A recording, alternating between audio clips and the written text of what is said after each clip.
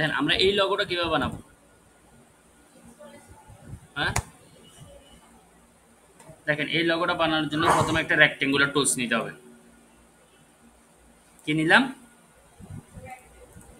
Rectangular tools নিলাম। ঠিক আছে, অল্টার চেপে ধরে রেক্টেঙ্গুলার টুলসটাকে কপি করে নিচের দিকে আনলাম। অল্টার শিফট চেপে ধরে, অল্টার শিফট চেপে ধরেছি কেন? একদম সমান সোজা আসার জন্য, উপরে নিচে। ক্লিয়ার?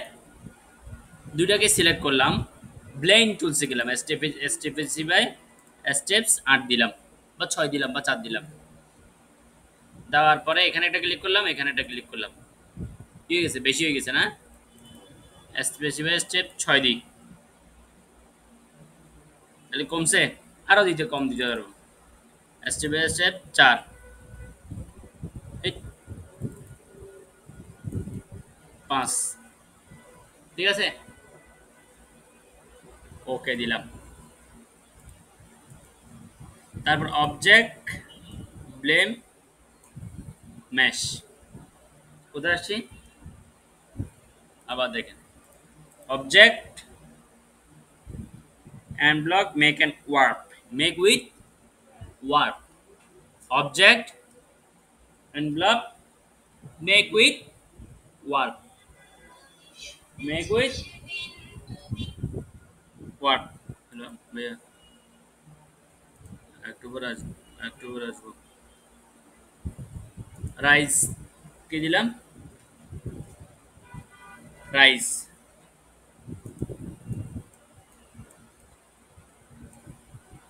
ঠিক আছে, এখানে এটা বাড়ালে এদিকে বাড়বে, এটা বাড়ালে এদিকে কমবে, তারপরে এটা কমাইলে কমবে। দেখেন,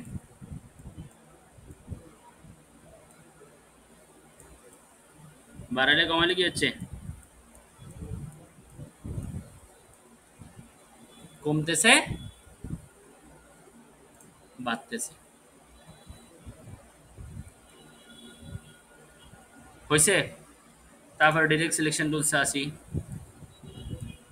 আসার পর চাইলে আমি এটাকে আরো বাঁকা করতে পারবো, এটারে চাইলে সিলেক্ট করে উপরের দিকে তুলতে পারবো আরো।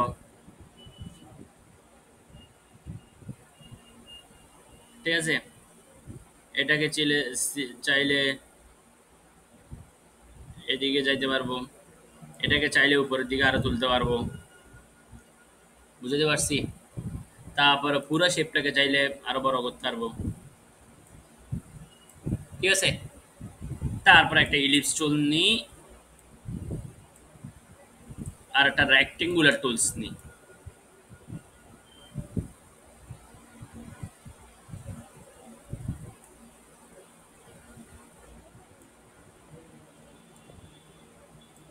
ইলিপস চারের রেক্টেঙ্গুলার টুলসটাকে এই শেপের আনলাম, রাইট? পুরোটাকে কি করি? মার্জ করে দিই।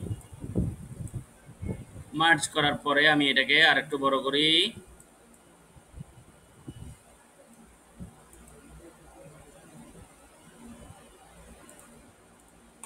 কি করবো? এই দুটাকে সিলেক্ট করে বা এটাকে অপাসিটি কমাই, দেখবো কেমন লাগতেছে।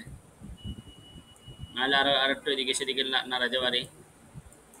কন্ট্রোল 7, কি হয়ে গেছে?